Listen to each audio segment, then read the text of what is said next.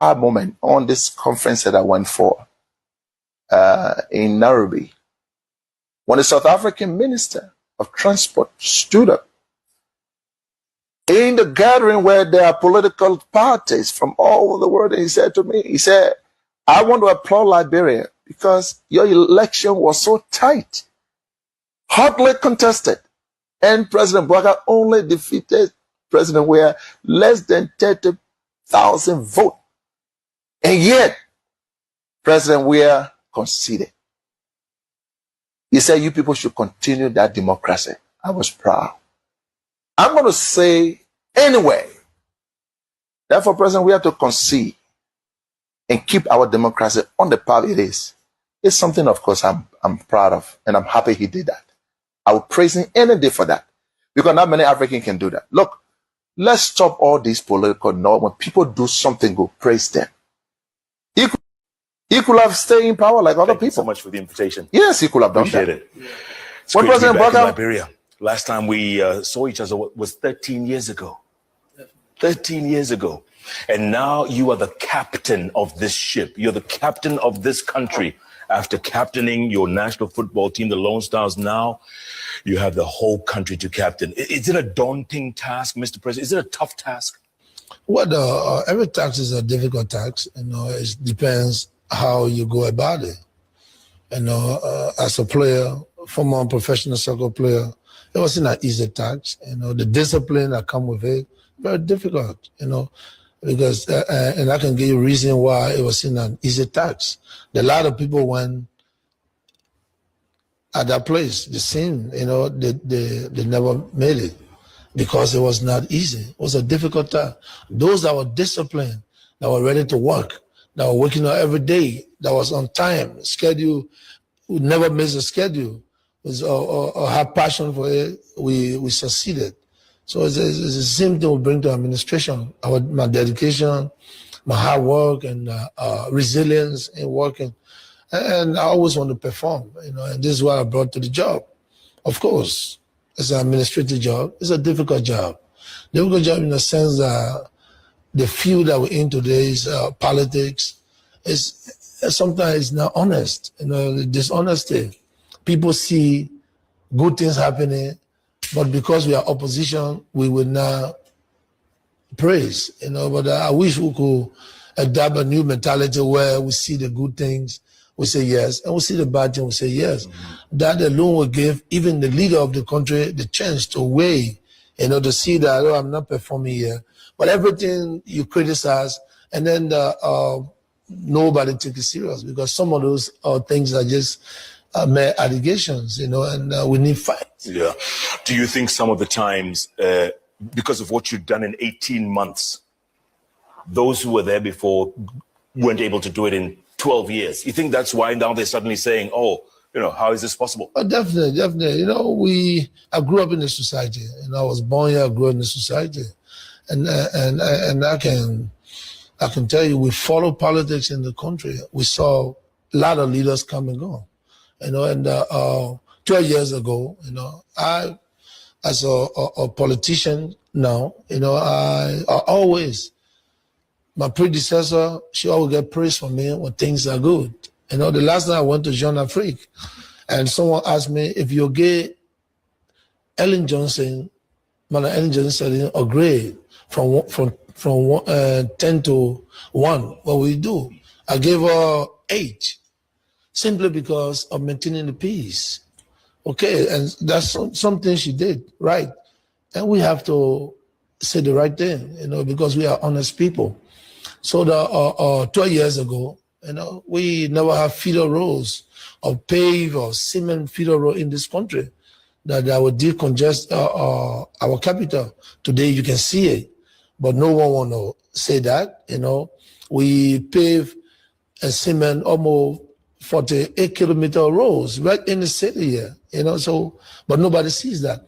But what is important for me, those people, those downtrodden that really need for the road to be paved, because they day in, day out, they place muddy in this rainy season, they are relieved because it's raining and they can only contend with just the road, not the mud. So I'm happy that in 1 year and 7 months, I achieved a major road project in this country. I achieved the WISE fee for children that want to go to the West African National Exam Council. And because of what we did, by giving them free tuition, today we have a better results in the WISE. When you were growing up, did you ever have any goals? Did you dream of being president one day of this country? Did that ever occur to you growing up in the slums, in the inner cities of Monrovia? Well, no, I did not grow up thinking that I'm going to be president one day. I grew up knowing that if I work hard, I can be what I want to be. So I think keeping that mentality and have passion for what I do, brought me to this place. And then my love for country and my love for people. During the war, I participated, not fighting, but fighting the AIDS in society and helping those people that were vulnerable. And I think Liberians love me for that. And when I came on board and let them know that, hey, we can change this country, we can do something here, whatever it is. And then I was interested with the leadership. And I can guarantee you, it's not that bad, because what we met on deck, we cannot compare to what is going on, so the lot of deficit, that we incur, that we are dealing with, but those my detractors would not explain, because when I came here, I said, we are inheriting a broken economy.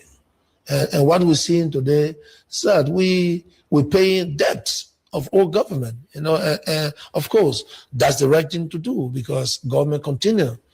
We're not going to cry, we're going to fight to make sure that we grow our economy, we do what needs to be done. This is what we want to obey our rules. We want to, the sector, agriculture sector, we want to invest in it so it can help to create jobs. If you look around you, we saw that there was salary disparity, and then we try to cut down wages so it can help us, and doing our best to collect taxes, so there are a lot of things we put in place in a short time. Yeah. And I think if Liberians work with us, we can achieve what we want to achieve. Do you think at the same time, Mr. President, that you kind of rocked the boat? You defied the status quo that was there before. They didn't expect this from someone like you. Well, this is life. We don't expect anything. Life is it's open. Only God decides who go where, when, how. So I'm sure our part of that vision of the Almighty God. Those are going to be leaders of this country. And I think what is important for me is to continue to work hard. Those that believe in me, the Liberian people believe in me. I'm not serving just politicians, I'm serving the people, and those that went in the race with me still doesn't understand that election is over. Because if they want to be leader of tomorrow, they have to make sure that they help the government, they bring their ideas, and we sit on the table and put those ideas. They can even bring their own investment into the country. Now what we did, I was the peace ambassador for Madam Ellen government. Why? Because of the country, because of the people. I could have said no. I don't want to work with her. But I did that for the love of country. And this is how every Liberian should be. It's not just looking at the president. I can do it all. I don't know it all. So 13 years ago, were you ready? Had you become president in 2006, as opposed to 2017 or 2018? You think it was is there a difference in those 13 years that has taught you? What, Jeff, if you allow me to call you Jeff. Yes, sir. 2005, if I'm ready or not, as I said, Jeff, when I went on my professional field, the first day I went on practice ground, was I ready? Yes, I was ready because I was inspired. It's an opportunity that was given me. So I had to do my best. So from that day that I was called on the field as a full professional soccer player, I was ready already because I was practicing, even though I was not a full professional player. Then when the opportunity came, I worked hard. So 2005, I don't think I'm going to make a difference, because I was going to work hard. We're going to get the best people on board, and I'm sure we're going to move on. Sometimes people believe that, oh, you were not prepared in 2005. All right, so fellow Liberians, home and abroad, it's a privilege again for us to be on here, and we are so excited that we have another opportunity to be with you. But we are experiencing some issues. For some reason, our page have been reported. So Facebook is telling us that we cannot uh, go live on our Facebook pages.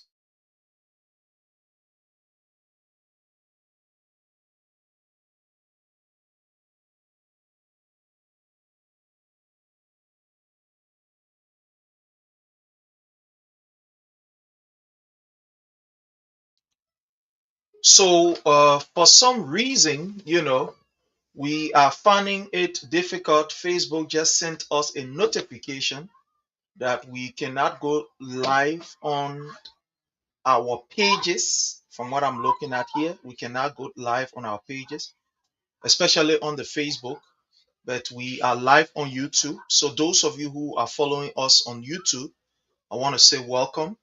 I want to appreciate your presence, and I'm very sure that by tomorrow we're going to have this particular presentation replayed, maybe for 2 or so days. So that's what we are experiencing here. I don't know, but it's like it is temporarily being restricted according to the information that I'm seeing here. So there are certain things we cannot post. According to them, this is going to last for 72 hours. I don't know who reported our page, but anyways, we are good. So if you are following us on the YouTube channel, I want to say thank you to all of you. I want to appreciate all of you. And as usual, just hit for us the share button. Invite as many persons as you can invite on the YouTube channel, and even on X. Invite as many persons as you can invite, and also on the Instagram, so that we can continue our today's presentation. Again, we are grateful that we have with us here our brother Leo. Leo, welcome. How are you, Oh, sir? how are you? I'm doing great, man. Good to be here. You Sure, hear me? definitely. We are Yes. privileged again to be here. Yeah. Facebook, Facebook got an attitude going on, eh? Yeah, Facebook have, I don't know what they got going on here. So Yeah, I'm trying to post the show, and it's telling me, we are restricted, blah, blah, blah, and all the other thing. But anyway, that's not going to stop us from yeah. It doesn't stop the doing. messaging. Yeah, it doesn't stop the message. If it calls for us to play it tomorrow again, I think there's going to be a Yeah, replay of this tomorrow. We'll yeah, definitely do. Definitely we will do. But again, I want to say welcome to all of you who are joining us. And as usual, we want to say hit for us the share button, and let's have a wonderful, wonderful, wonderful, wonderful time. Let's have a wonderful time in discussing what we are supposed to discuss. yeah. Yeah. Let me see. Let me get this. Okay. So there are several issues that we're going to be looking at. We're going to be looking at the illegal entry, of Guinean soldiers onto the Liberian soil, something which led to the shooting, of a Liberian, according to the information that we have gathered. Mm, thank you. So the information that we have gathered is like, a Liberian was shot in the legs by some Guineans, a soldier or a snapper. So we're going to be talking about that. Yeah. We are also going to be looking at the illegal barricading of Mr. Jackson home, Sam Jackson, as we may be aware. he lost his wife. He lost his wife. And today, while we were all in, a kind of mourning mood, we saw scores of armed men. I mean, scores of armed men, besieging the residence of Samuel Jackson, and demanding that they conduct some kind of, I don't know if I should say investigation or whatever, Yeah. without any legal document from the court.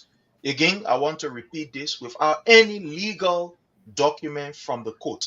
So we will be talking of, what happened there and be playing you some videos, I think. And we'll also be talking about the ongoing demolition exercises that is taking place in Liberia, that is leaving thousands of our people homeless. And the fearful issue is that, children, children are also left vulnerable because their parents who provided, a kind of shelter, protection for them, these parents are displaced. And these children now, they are on the streets. Most of them are on the streets. Most of them are sleeping in market, you know, buildings and with friends, leaving them very, very vulnerable. So we're going to be talking about that. But again, as usual, we want to say welcome to all of you, those of you who are joining us on the YouTube, because that's the only one that is functional right now. We want to say welcome to all of you. So, my brother Leo, I want us to start on the first issue that has to do with the incident that happened in Solombe Got to boot up. in Lofa County. I think it's important that we talk on this. I Yeah. know it has been the topic of discussion, but we can never stop talking about it because of the security implication that this has on our country and the fear that it has imposed, on the lives of our people, not only in that part of Liberia, Lofa, but that fear that it has cast upon the nation. And I want us to start from there. Yeah. To just give a bit of, story on this, I remember last year, like I said earlier on the other show, Guinea's authority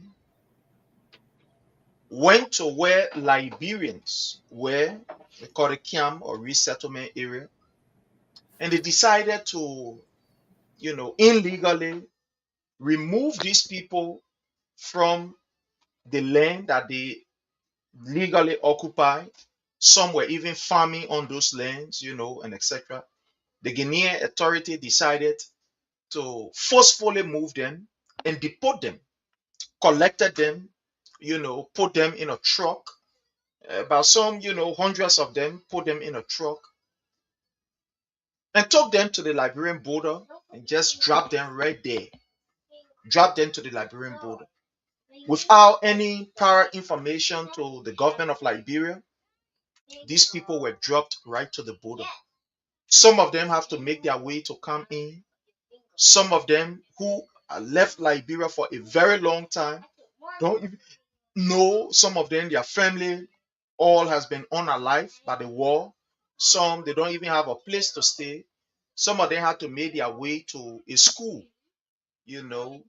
And up to now, as I speak to you, these people, they were forced to just integrate themselves into the society.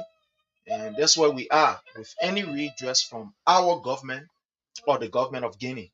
Whether our government engage the government of Guinea is something that we cannot say. But these people are in society. Before that incident of the 27th of July, I think that happened in July, we saw the Guineans authority again. Well-armed men. They crossed from the Guinea side, enter into the Liberian side, went on a farmland, and destroy some crops to the extent of even putting fear in the people, and the people ran away from there before that particular incident could happen. And you know we all talk about it on this show, and our government, we didn't see or hear any kind of statement from our government. We want to welcome our brother Frank, welcome. We did not hear any statement or any serious comments from the government of Liberia. Before that, we also saw something very, very terrible happening, where there was a quote unquote Liberian who, to some extent stayed in Guinea. And when this whole Guinea saga started, he left from Guinea to Liberia and he was arrested by the system. They arrested him. And this brother was, placed in jail. He got a lawyer in persons of Cabinet Janelle, who was actually, looking after the case, along with, I think, how you call this man? With a renowned lawyer, I will get his name. I think some kind of Johnson or so, Johnson. But that particular case was ongoing. While the case was ongoing, we saw the Guinean authority entering on the soil of Liberia, collecting that particular man from the Monrovia Central Prison. They came, they came physically. The Guinean authority came to Liberia, went to the Monrovia Central Prison, collected one sheriff they had there. One sheriff collected him, and according to them, they said the man was a Guinean, even though there were documents that were shown to prove that this man, was a Liberian. He was born in Liberia and etc. But he came and then collected him and took him to Guinea. From information that we've gathered, that they've unalived this particular individual. He has been unalive, And after that incident, we saw the Guinean government giving, a fleet of vehicle to our own government, and absolutely nothing came of it. And today, this is what we are seeing again, where the Guinean authority have crossed over to the Liberian side and they've decided to do what is completely illegal.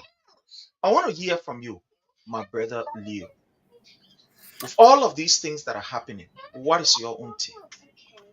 Again, let me say thanks to you, Prince, and let me welcome my brother Frank. Good to see you, brother. Miss you. But you see, Prince, we can lay all the blames on Guinea. We can call Guinea all the names. Frank, Prince, rather. Nobody will look at you, Prince, without knowing you and just treat you anyhow. If they've not seen it, if they've not learned that pattern from somewhere else. Where am I going with this, Prince? The value that you put on your citizen determine how the outsider would treat that citizen. From the inception of this government, Bouaka has been caught pens down. From the inception of this government, Bouaka has been caught pens down. There's a saying that first food are food, second food are food. Whether we go back to this Sharif guy who Gregory Coleman and President Bouaka willingly hand over. And this guy, you alluded to it. There's a document that this guy's a Liberian. Proven document.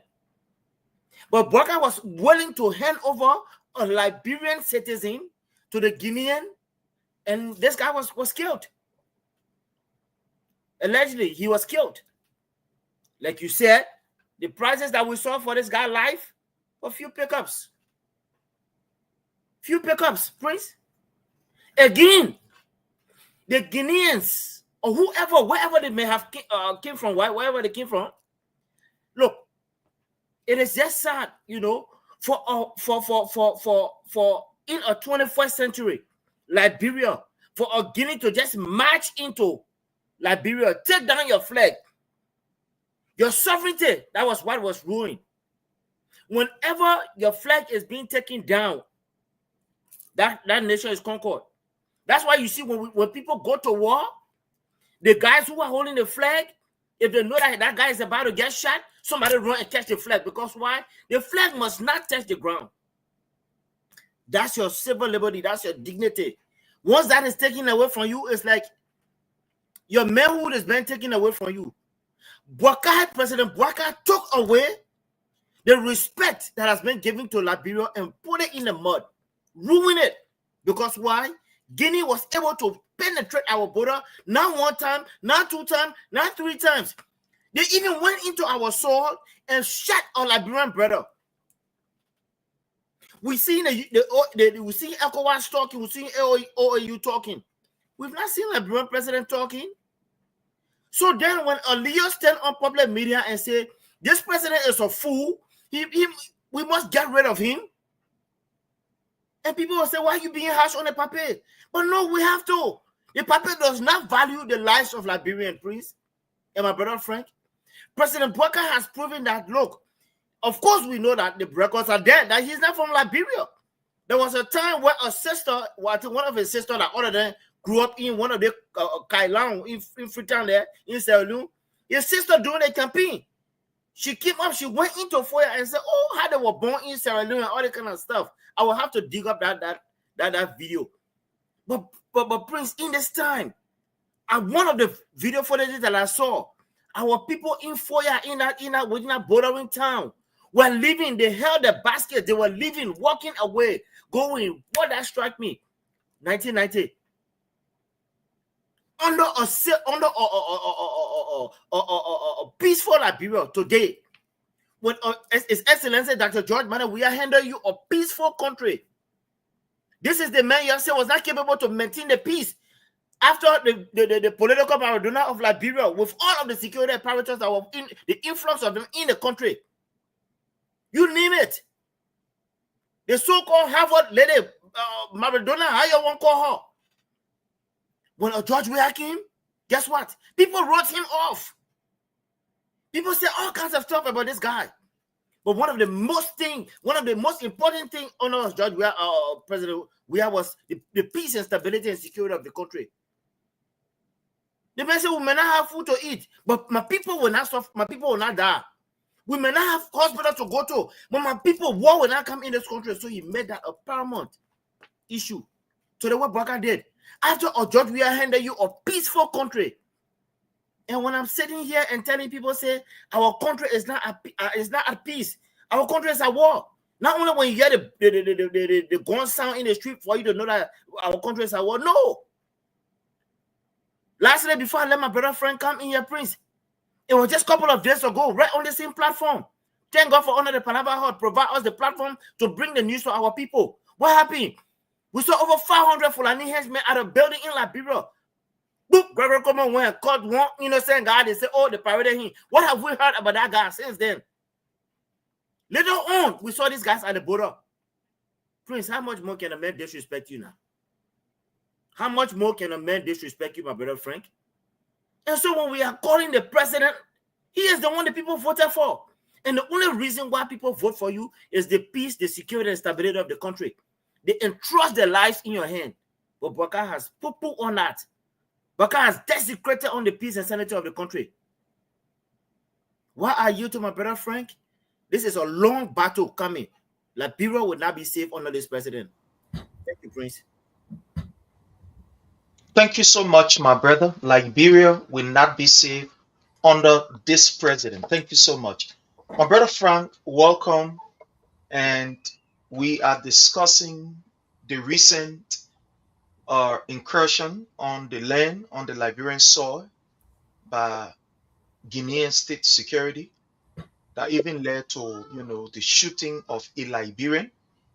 And according to the information that we have gathered, citizens in that particular area are running away from the place.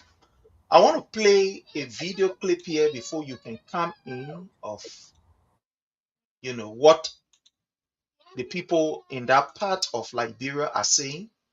I want to play you this video clip. And for the thing to stop.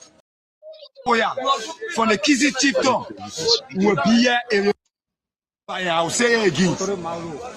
If the government can make after the country to the for the thing to stop, with the citizen of Foya from the Kizzy Chieftain will be here and require for the Guinea to kill all of us. We die right here for our land. You mean what you saying? Yes, we die for our land because this is our land. If they intrude here, our old people will suffer. Our old people are now running from their favorite villages going to Foya. Yes. Foya outside down now. I said they're happy on the road. I said they're even happy. A leg charge go on the truck. The leg get for got marched. They care to the hospital. My brother Frank, this remind me of the war. When you hear, oh, the rebel on the other side, you see people running. Cars are just moving. Some people even lost their life, not by bullet, but other people trampling over them, vehicle knocking them down, and etc. And this is what this brother is explaining there in Lofa. That people are leaving the near borders. They are going now, inside. My brother Frank, let's hear from you. What do you make of this issue? Thank you so much, Brother Prince. Before I go ahead, are we on Facebook Live? Because I did not get a signal. Yeah, we are not on Facebook. I tried to post it on Facebook. It says Okay. we are restricted. So Okay. I'm still trying. All right. Yeah, I'm still trying. Let's go ahead. You see, what happened recently in Liberia, in Lofa County or in Foya, sometimes some things happen, right? And you see a certain atmosphere to be able to talk about it. And there are some things that happen. You wonder, why this happened? Why is this happening? I mean, something that not even supposed to happen. And, this is one of the case. Like, it made you wonder, like, who gave the audacity to these people? Why these people have that kind of a trust, to do this? I mean, something that you yourself, every one of us watching here, we know that the Liberian army, for that matter, cannot cross the border to go to Guinea and then go put a Guinean flag down. And then in a Guinean soil, on a Guinean soil, you see Liberian military standing with their arm and ammunition. I mean, prepared to shoot.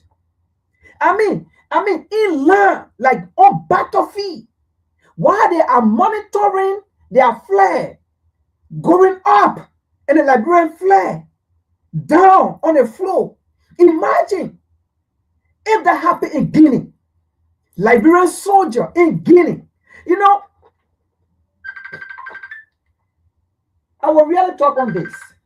You're not calling me. I will talk on this, right? But as I went on Facebook and I saw some posts by people who try to talk about, protect the government. Like, there is somebody that, I have regard for, but no, I don't think I don't, and I'm going to call his name. Vadela Patrick, who said he went to, Harvard University or something. They just got a big name behind them. I'm telling you, for this man, and I even commented on one of his posts.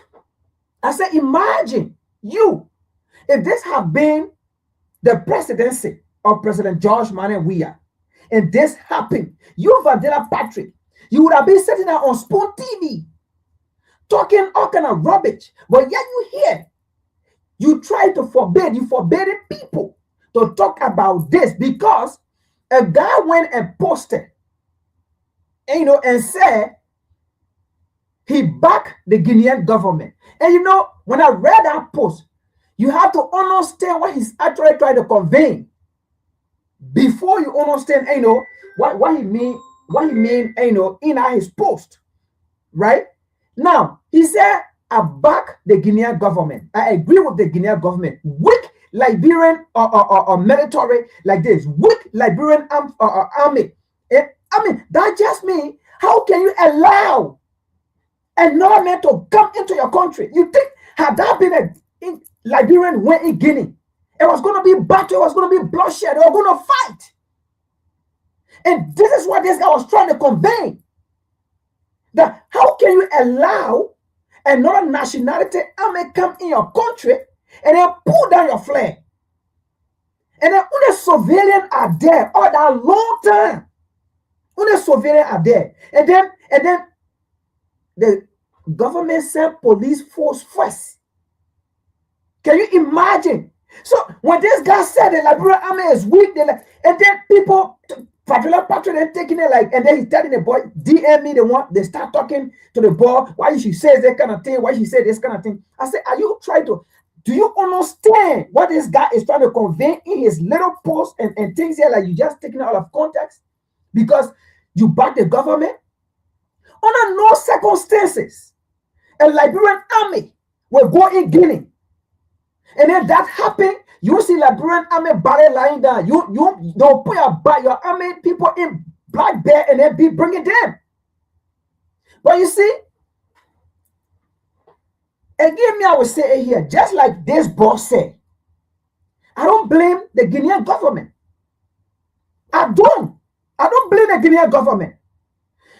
The way you present yourself, like you guys say here, how will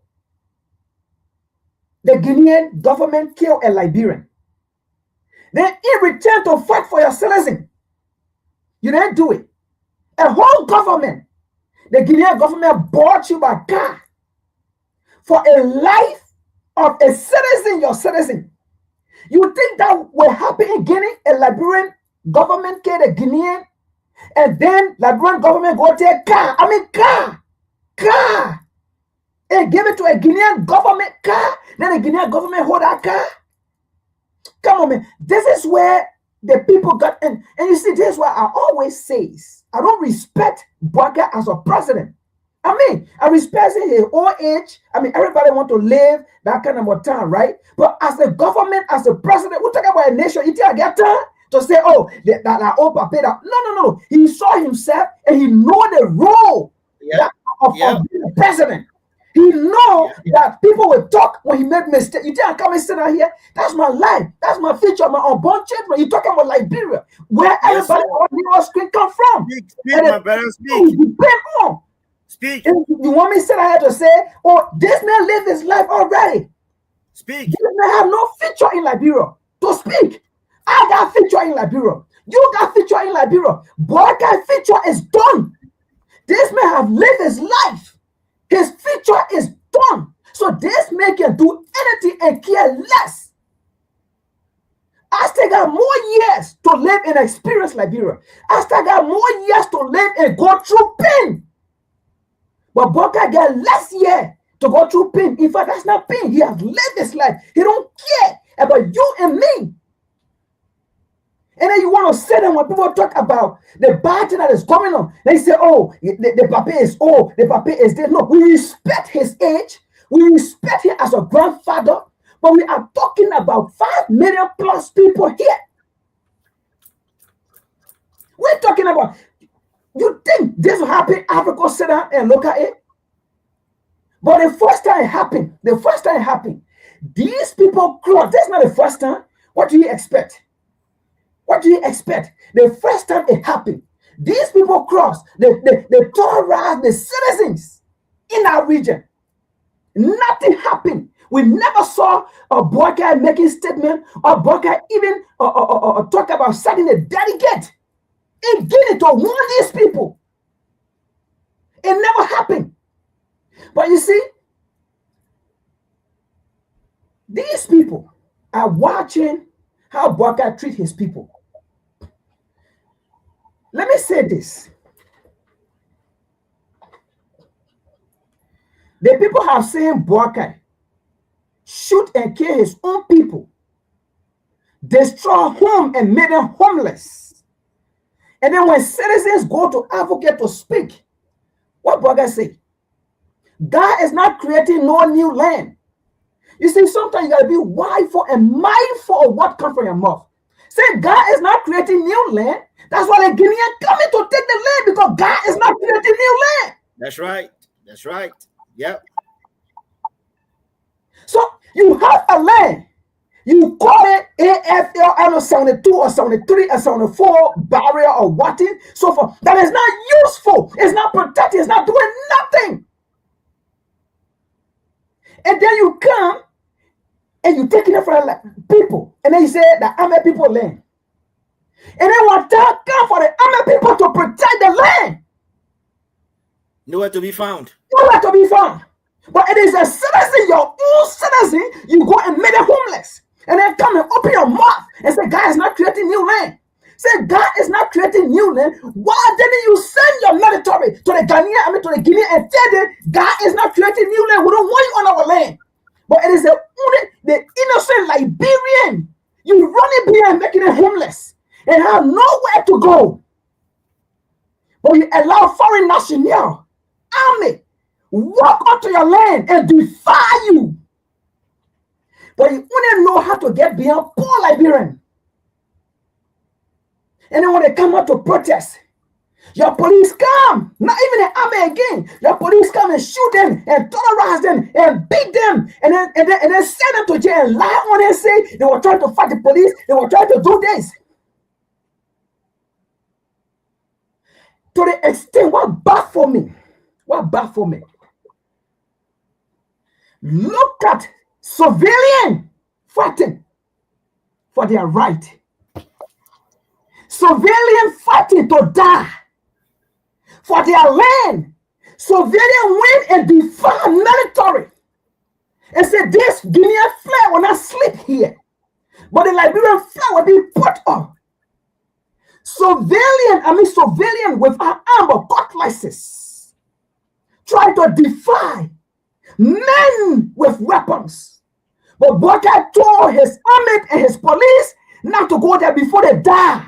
Oh, so you afraid for your police and your army to die, but you have the mind to shoot Liberian who put you in power that you came to rescue. Oh, so you get the mind to rescue Guinean soldier, but you don't rescue Liberian that you took oath to protect and serve.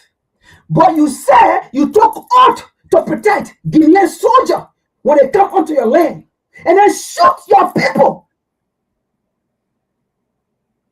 Don't get it twisted. These people will come back. This is the second time. And they came, they look at Liberian and shoot Liberian. And up to now, Boakai have not come out. Up to now, the so-called media have not come out. Up to now, they are so-called supporter. The people yesterday, they said it was about Liberia. It was about the future. It was about the generation. But here are the generation was dead. And some of those people got shot.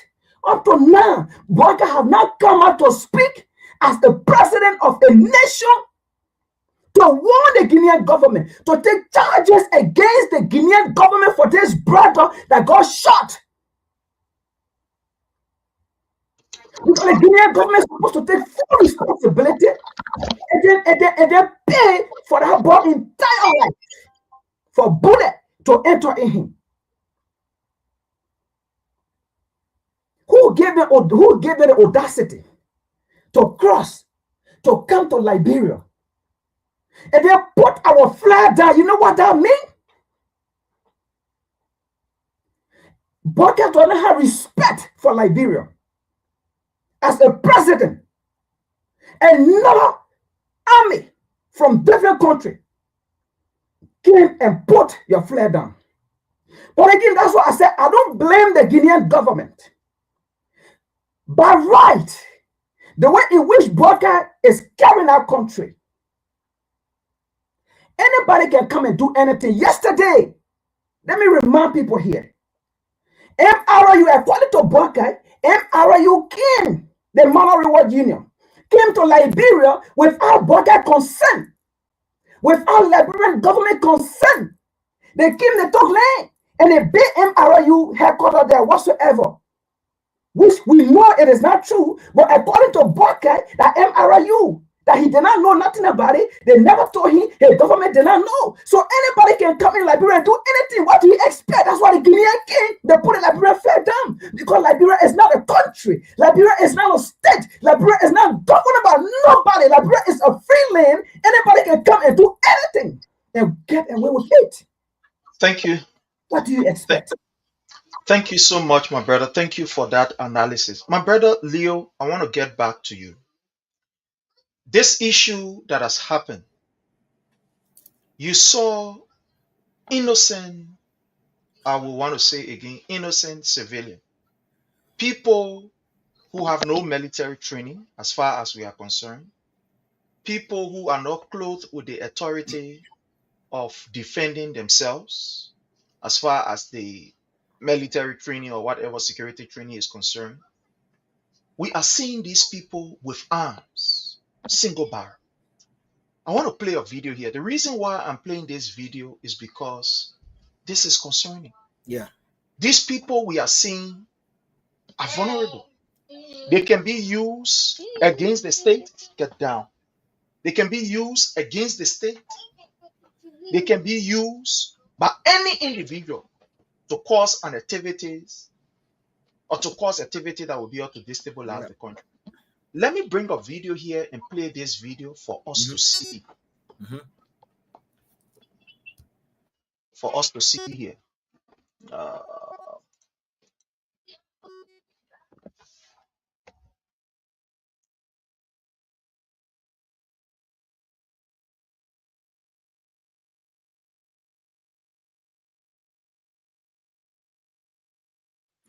So on the 11th of March, hunters from far and near Foya district assembled at the border of Solomba to defend their motherland, Mama Liberia. So as you can see, that they are all arms, well prepared to fight for their motherland. So on the 11th of March, hunters from far... Now, I want to stop this here, my brother Leo. Look at what you are seeing in this particular picture. Liberians with single barrel displaying themselves in an open. They are not hiding. With single barrel that is capable of unaliving people. That is saying that they are going to defend their land. My brother, you seeing this in a Liberia that is vulnerable, in a Liberia that you can't even trust the court system, courtesy of Mo Ali, that the system cannot even be trusted. In a Liberia where you will take your case and carry it, and the next person will go pay money, they will not even look at you. In a Liberia where we are getting information that Burkina Faso's, operative or some Burkinabes are now taking over the forest of, Grand Jida, the southeastern part, and some of them are even into Nimba, and we are getting information that some Malian also are in the forest, of Lofa and etc. Seeing these things that are happening, my brother, tell me how vulnerable we are. What is your own take? Seeing these civilians, this is it again. Before you come in, let me just play this again before you come in. These are all civilians. These are all quote unquote, they say hunter. Look at them burnishing their arm here. So on the 11th of March, hunters from far and near Foya district assembled at the border of Solomba to defend their motherland, Mama Liberia. So as you can see, that they are all arms, well prepared to fight for their motherland. My brother Leo, let's hear from you. I am getting afraid. Prince, I thank you for playing this video, and I'm going to shift a little bit because there's some kind of revelation that just got to me by playing this video. These guys just didn't surface from nowhere. These guys, this group of guys, they did not just surface from nowhere. That's a group that have been together.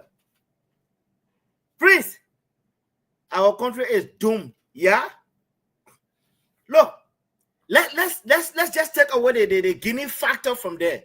Let's just take away the Guinea factor from there. And you see, I like to take off I like to wear my thinking hat.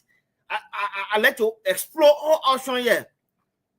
Prince, these guys, you remember there was a time Yeka Koluba was accusing Joseph Baka that have men in Foya training. Yeke, there's a video I'm going to send to you not tonight. Yeke had accused our president that there were boys, Gregory Como and Bud Naked, excuse my French, were putting together, training them to get ready for 2029. No, these things, These things just don't happen by coincidence, my brother. Look, I'm taking away the Guinea factor from there. How can these people just surface? I wouldn't want to say from nowhere, but in this case from nowhere, with single barrel and machetes, with the bravery, the mindset to say they are going to go against our sovereign country's military. Now, you answer me, what training do these guys have? No. Let's just take away the Guinea factor from there. What training do these guys have with that kind of the mindset to go against a country's military? And you see the spokesman? The spokesman said they came to defend the country. Hooray! Yes, it's good to be patriotic, but Prince, there's a bigger pie to be shared. There's a bigger picture here. There's a question that needs to be answered. Why I will not encourage a civilian to stand against a sovereign country's military? Because Liberia has a military. Liberia has a military that's getting paid on the book to defend its sovereign land, right? So civilians shouldn't be doing that. But as I say, my mom can say, when gentility fails, brutality takes place. I understand. You want to be patriotic and say, I will defend my territory. I will defend my territory. But in this case, these guys are already too quick to come together. Prince, there's a smoking gun I'm smelling. Somebody will come and tell me, say, oh, Leo, you were saying this. But things just don't happen. Granted, Guinea came to our land. I will not encourage that. I will not encourage that. But these guys, the way they just resurface is beginning to open my mind different places. But when we're talking about Foya, Lofa County, the president's hometown, take it from there, my brother. You know, this video, when I saw this video, I was afraid, actually. Mm-hmm. The reason why I was afraid was because Lofa has a history in our war. Yeah. Lofa Defense Force. The Lofa Defense Force, thank you. And that area has been used by so many other warring factions to cause havoc on our people. That particular Lofa we're talking about. Few days ago, you can remember during the election, when a group of about 700 men, they came together and said they were defending Lofa, they were defending their motherland, they were defending their party. It was when this particular Francis Sakila Nyimale, there is video saying that he has men, he will order these men to beat on an immigration officer to unalive an officer. He said it, he's on video. We get the he said he will mock the guy to death. He will mock that man. Yeah. And these guys said they are in Lofa. They are well trained according to what they said. He said the 700 men for the defense of or Lofa and etc. etc. And this thing that has happened, we are seeing the government completely tight lift on it. The last time what we saw was really scary was when we saw a group of men saying they are Fuller Defense Force, I know some kind of Fuller Defense Force. We saw a communication from the Ministry of Justice. Not too long, we saw some group of men, funny dressing. And today, what we are seeing, group of men, Liberians, who are saying that the state have failed them. For me, what I'm looking at in this picture, this video that we just played, is an indication that these people are saying we no longer trust the state to provide the security for us. Could it be that these people that we are seeing, and the thing is, these guys are not even in secret. In a broad daylight, they are displaying themselves, to the world. In a Liberia where for you to even see one police, especially in the county, you can hardly see them. You can't even see police. Most of these counties are without police. The few police that they have there, they got there, they will gather in the morning, they come to the police and sit down there small. They say no kids, they go there. I have a friend of mine who, is working in one of these counties. The message printer, I say, yeah, he said, hard play for you to be a son as a police officer, security man. Say that in it. Because the men they can't even kind of police station first thing. The two men they cause confusion. The other will call it and they go sit down and go tell their case. And I am over first something happens, see one person running the police, click. Yeah, the people will either run to the elder in the place, or run to the zoo, run to the other people. So now we'll go to arrest the people. Say, oh no, we can't go arrest, that traditional something they will take care of it and all these other things. He says so it's difficult. Now, this reminds me of doing the election in Nimba. During the election in Nimba, we were in how you call the place, Saklepi. That night, the guys that we saw, they were in just the same form that you're looking at when they went for the ballot box. And I seen they say I was there, I was present. The police officer, they left the place. It was I and how you call a friend of mine, Choppy. The police officer, the king said, "Oh, man, you gotta move from here, you gotta go." You see the men with a kind of single barrel in their hand. We will not stay here. We are only two. I only two all here were gone. They men more than 12. The overpower, we will go in. So we said to the police, so we stay right here. Yeah, that's why we stay. Right here. We stay here. And when I came, I gave that report, people overlook it. And this is what we are seeing. My brother Frank, tell me how terrible this is to a Liberia that we are still struggling to unite ourselves, where this government is behaving like a Janjaweed Malaysia. Then you are seeing these people, burnishing arm in a broad daylight. Frank, this is not just only restricted to Lofa, but you are talking about Liberia. Let's hear from you, my brother. What kind of message they're sending of these guys in the open, brandishing their weapon? They will do this, they will do that. Is it that they have given up on government? Is it that government have neglected her responsibility for which these people are gathering? Or does it mean that these guys, they've already planted in that particular part of Liberia? They're already there to cause problem for the system, to cause problem for our peace, our democracy. Let's hear from you, my brother Frank. This is scary. This is what I want to say, Brother Prince. And I might be wrong, but I believe I might be about 80% right. Now, these people do not think that the government neglect them. No, they do not. Now, if they do not think that the government neglect them or have neglected them, what does that mean? The government is aware of them to serve for the government in different capacity. Now, these guys were formed during the campaign. These guys were formed during the campaign. And because they were formed during the campaign, that is the reason they are stayed together, because it is their government in power. This is the reason these guys, if you go on Facebook, they will always come on our post. Even with the failures of their government, even with the hardship and the circumstances of their government toward the Liberian people, even with the frustration of the Liberian people,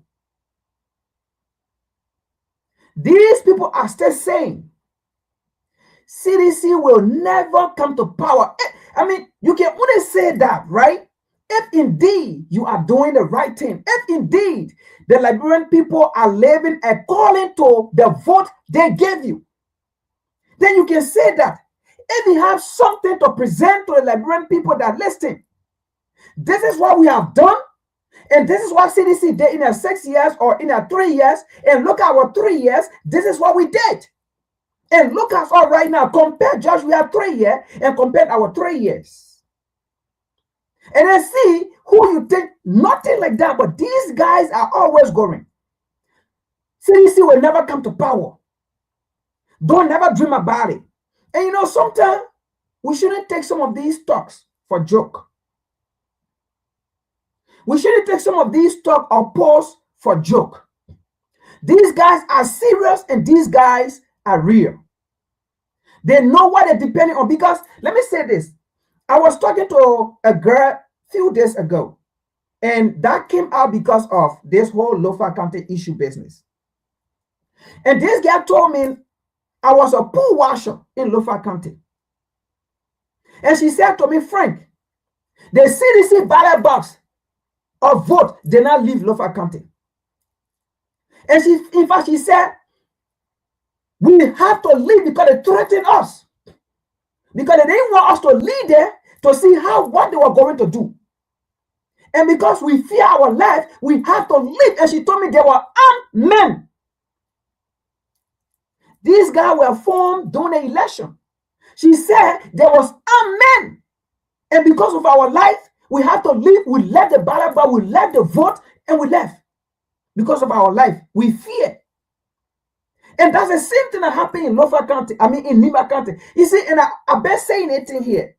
I said, listen, Boaka did not go 50-50 with President George Manawia. Because if you look at how this lady was counting out vote, I mean, most county Boaka went 50-50 with President George Manawia. And that's why I keep saying, these people rigged the election. And that's why Yakana used to be saying, if we ever win, they will go back in the bush.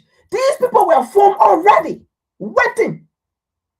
And then in Nima County was butt naked. And that's why butt naked came out. And he said he was the commander for the rescue soldier. Butt naked was controlling Nima County. And while Yake was controlling Lofa County.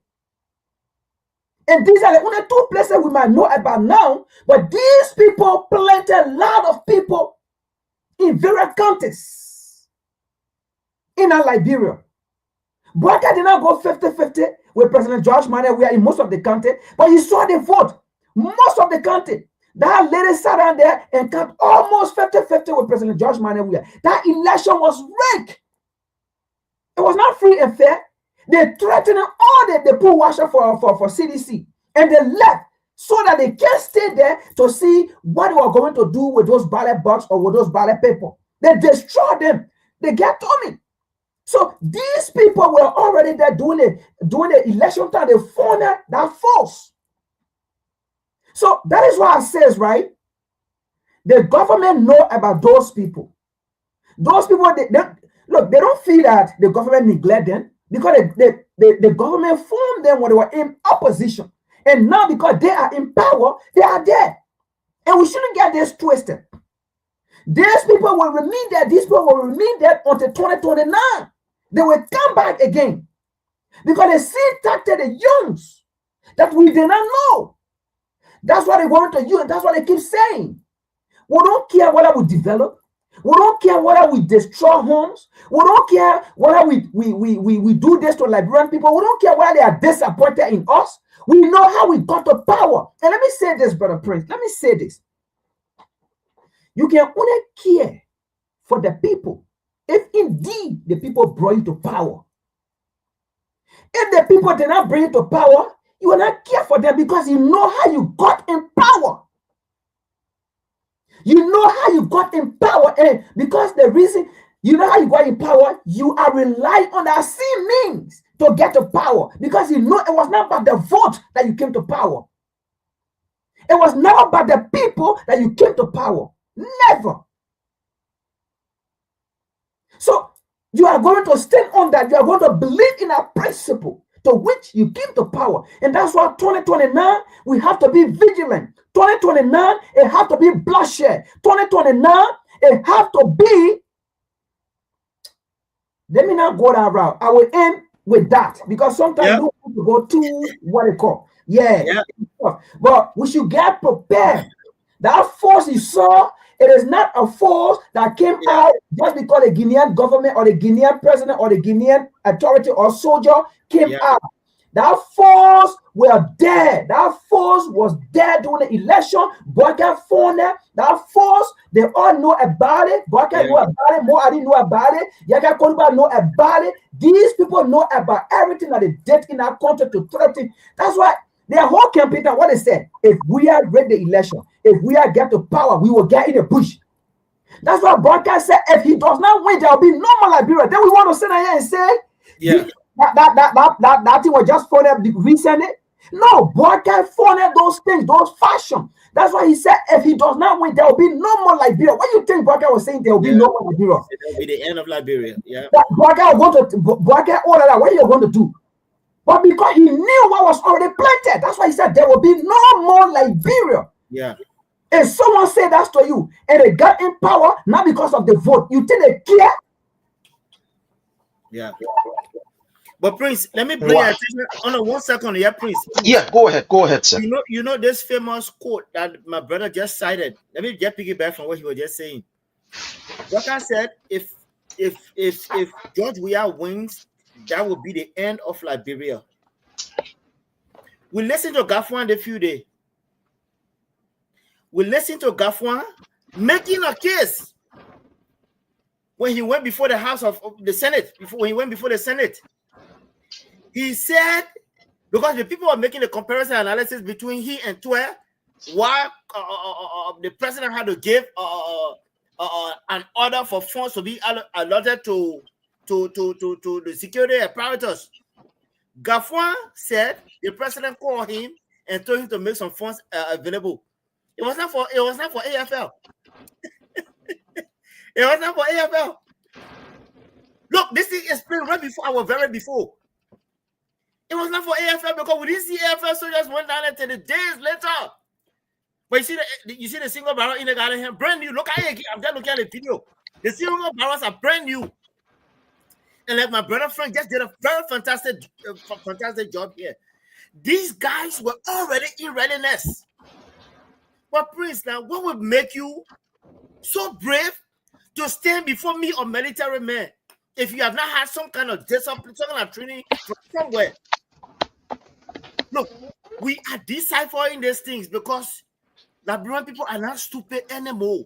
But guy, you may have created local defense force for which almost 300,000 of our people lose their lives.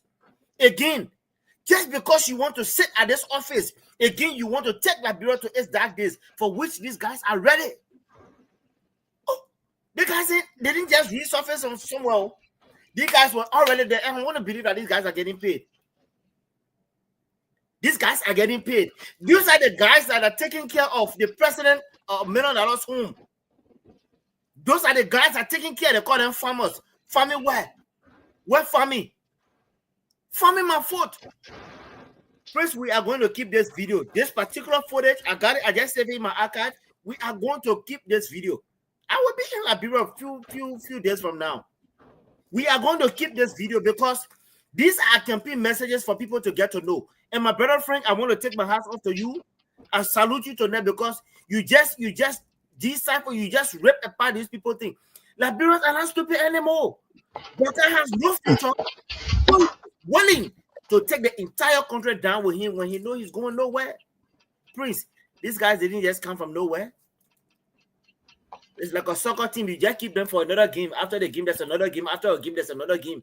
So the players are just camping. They are just camping somewhere. And Gafwan said, oh, the president told me to make some funds available for AFL. AFL is in the budget. My brother, Prince, take it away, man. You know, my brother, you remind me of something in the budget where it talks about other compensation. Yes. That the government could not give any clear picture of what that other compensation is. When the GSC conducted her investigation, they found out that about $100 million was not accounted for by the Minister of Finance. And up to today, Gafwan is still there. Boyka is pleased. 100 million of the Liberian people money. Gafwan said, we ain't get no paper to show. We not get anything to be able to, how you call, substantiate how this money was managed or used. But yet, the money is not there. And we are seeing this coming up.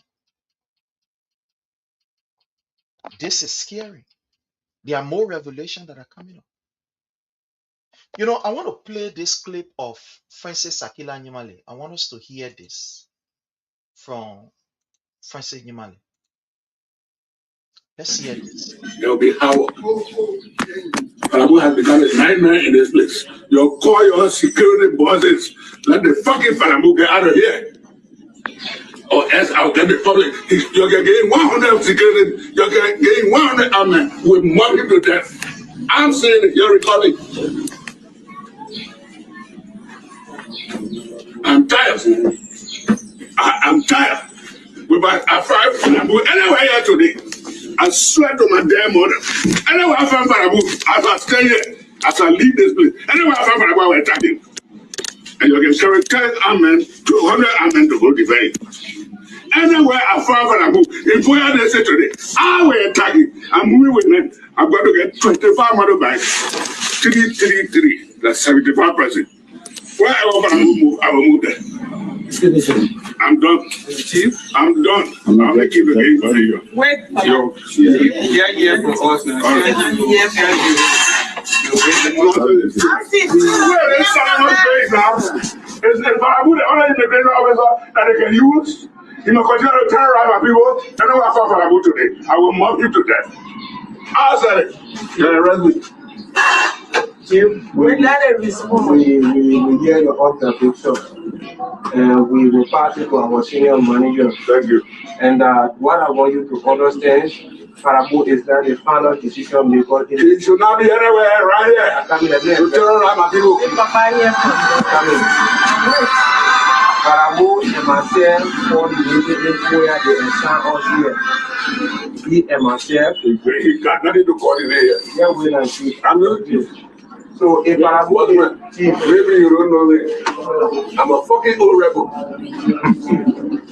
And that's how I protected my people, then that's why I made them elect me. Let me ask you, I want you to get one or two more. Please stop now, Chief. Sorry for the time of meeting. I can assure you, the police officer, I didn't let us, one or two, they will be 100% professional. No problem with They it. will be 100% professional. That is No what problem with the police. they will form Falabu to carry on anything that is not correct. I don't want to say for I'm Will I'll be doing it. I cannot confront the crowd. So, Or else I'll get the public. My brother Leo, you are listening to this. This is the current Internal Affairs Minister have then changed to the director or whoever of local government, boasting in front of security officers, well trained, saying openly, I have men with me. I will put them on motorbike. We will look for this particular person who is a state security. This man was not just an ordinary man. He was one of the commander of immigration in Lofa County. But you have this man sitting right in front of the security apparatus, telling them how he is going to unalive another man who is employed by the government. And that man was only doing his work. According to the information, that immigration officer was actually put in place a program where people who are crossing the border that are not Liberians should not. It was when the border was closed during the election where they said, everybody have to stay on their own side so as to, not have any conflict with our election process. Francis Akila Nimale said the commander who was implementing that particular policy, they were going to go after him. You're listening to this man. And today, these are some of the peoples we are seeing with brand new single barrels right in front of the camera saying they will protect their land.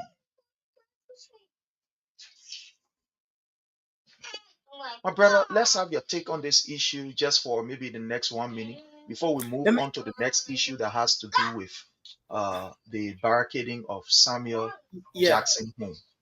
Yeah, let me just use 1 minute on that. Look, the puzzles are beginning to come together. The puzzles are beginning to come together. In the words of Sakina Limani, he said, I am moving with men, 75 persons. He said, I am an effing old rebel. Prince, again, those guys didn't just come from nowhere. But Prince, after that threat, this guy should have been in jail by now. You threaten to unalive somebody and that evidence with you saying that you are going to bring your men. Where are these men? Look, President Walker must be called to the Senate to answer questions, Prince. Any serious country will do that. I remember not Malema, not Julius Malema, there's this former president of South Africa. He was called to the House of Senate because of some statement that were made during his campaign time. That's Jacob Zuma? Zuma. He was called to the Senate. And that's where his impeachment process, everything started on, and later on they wanted to put him in prison and all that kind of stuff. Africa must begin to stand up, because you know what, Prince?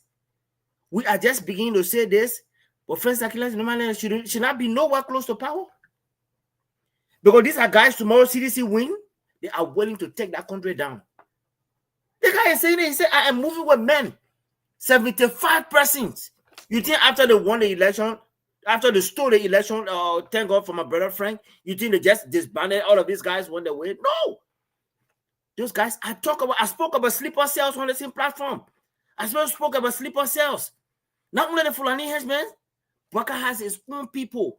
But thank God it's beginning to start now, because we ourselves, I will not say what we got to say. Prince, take it from there. Thank you. My brother, Frank, let's hear from you as you conclude on this issue, and we'll go to the next issue. Thank you so much. You see,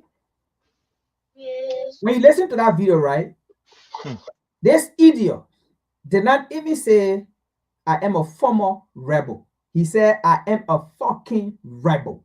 So that means it's current. Currently, he is a rebel. So currently, those are the people that Baka was talking about, that if we are win the presidency, if we are does not give the presidency out, Liberia will be no more. Those who are the rebel that he was talking about. And that's why, with all those threats that he made, when Baka came there, Baka took a prestigious position and gave it to him. So he is a rebel. Yeah, free gift. We are not making a story. He said it. I am a fucking rebel. So if Thomas Fire try me, I will bring men. And you see, let me say this. Liberian, don't be naive.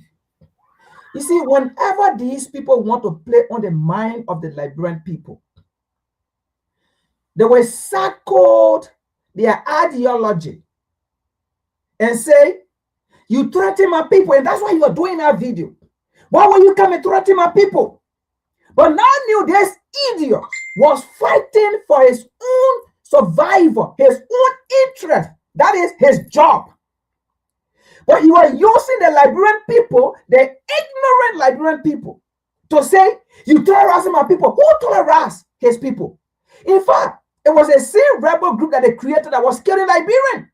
Only because those Liberians were on the other side of the aisle, who said they were sedition, or who said they were giving a vote to CDC, who identified with CDC, who identified with President George Manuel Weah.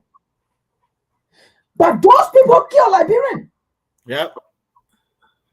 Only because those people that they kill said, you know what? I have different political view. Yeah. So I'm going with my political view. And those people were unalive. So who were the people that he was talking about that were terrorized? Because people that supported Unity Party, they were never terrorized. They were never killed. In fact, they were never in danger. They had an ammunition. And that's why we even saw in Lofa County, there was another group. These are the same group. They said they were in red burial or thing. They said they were, these are the people. So this group was not just funded. And let me say this again. Let me say this. You see what happened in Liberia? Recently in La Foya.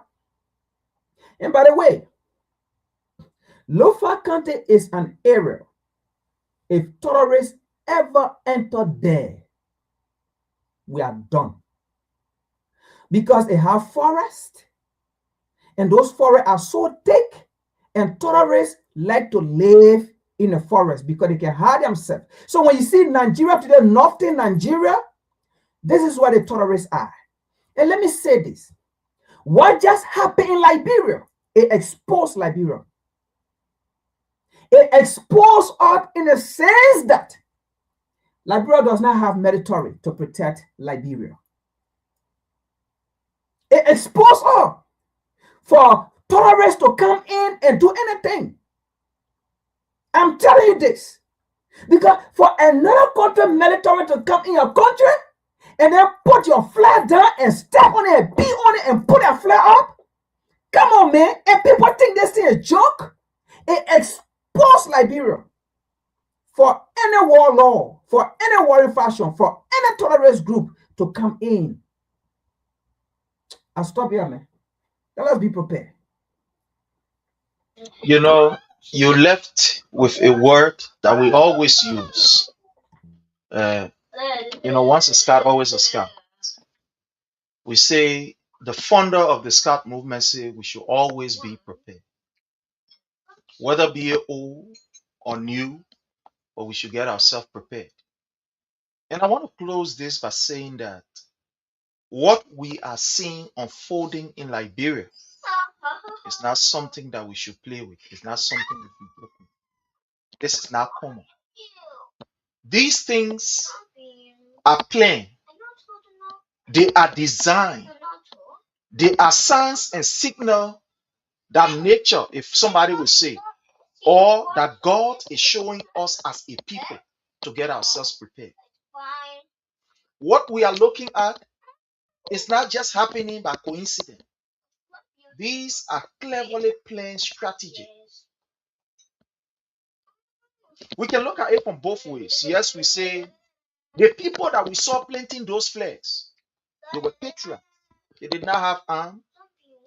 They did not have any weapon, but they stood there with their bare arms and said, their bare hands and said, we will defend this country. Today we are seeing different class of people with brand new single barrels and etc. going around the place.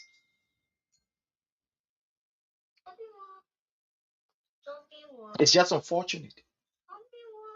And I think from all indication, we need to be very, very careful as a people. The security of our state is fragile.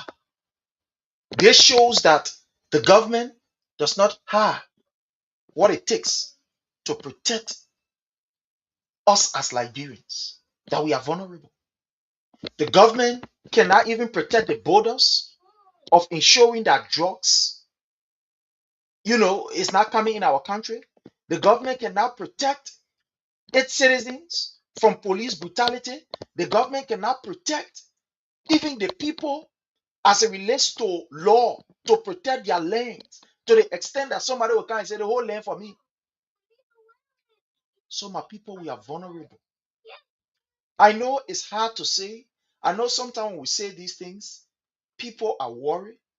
But again, Liberia, we are vulnerable.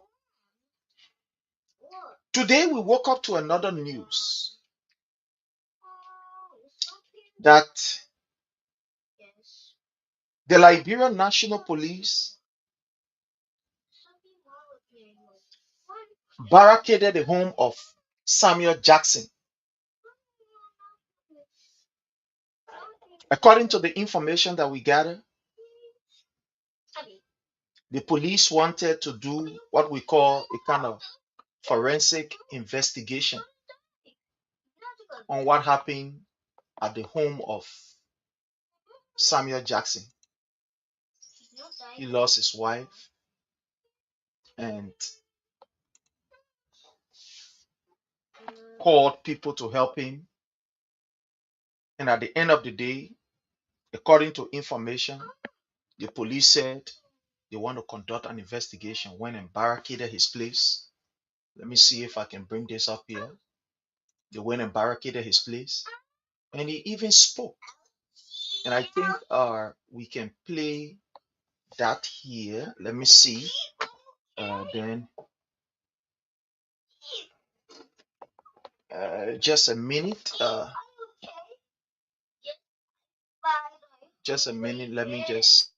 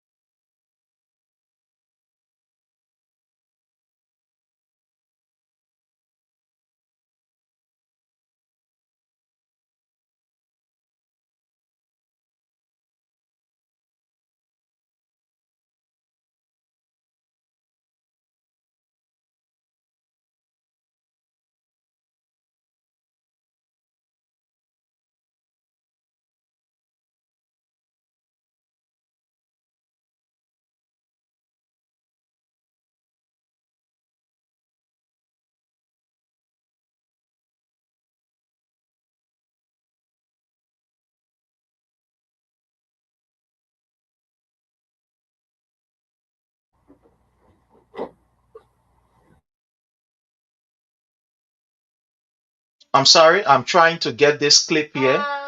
I want to get the clip when Jackson was interviewed. I want to get this clip.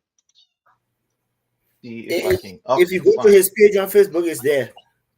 Okay, his page. Okay, let me go there. Yeah, it's right on his Just page. that portion. Yeah, Yeah, just that that portion. portion. Yeah.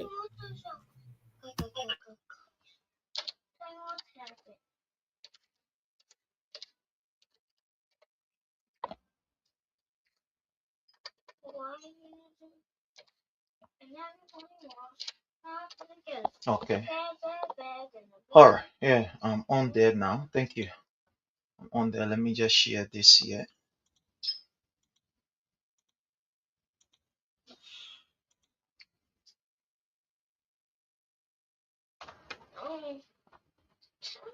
Okay.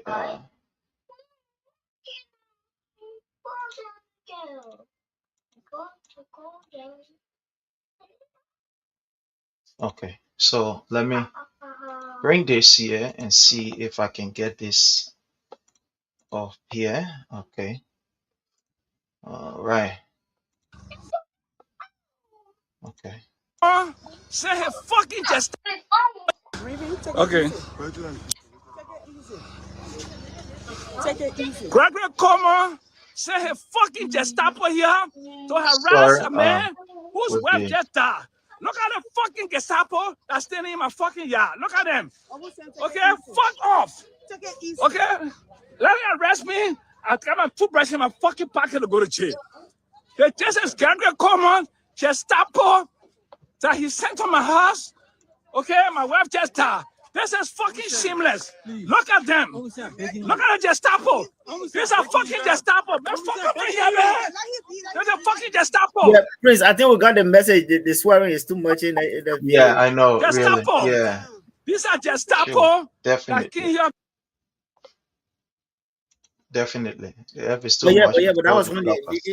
that was when Gregory Kumo said his Yeah. So, my brother, I want to start this from you, Leo. I understand that it has to do with human life. I'm seeing pictures, and the pictures that I'm seeing of this lady, it's picture that I cannot display on this platform because they are going to block it. But for the government, man, to start to display these kind of photos, because these photos were not displayed by Sam Jackson, no, it was displayed by the government. Whether these photos are all current from what we are gathering, these are incidents that happened long ago, according to what I'm getting. I don't know how true it is.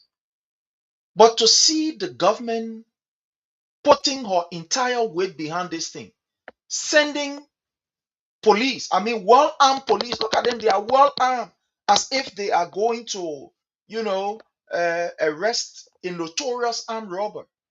Well armed, going there and saying that they want to, conduct a kind of, whether be a physical examination or whatever on the home of this man.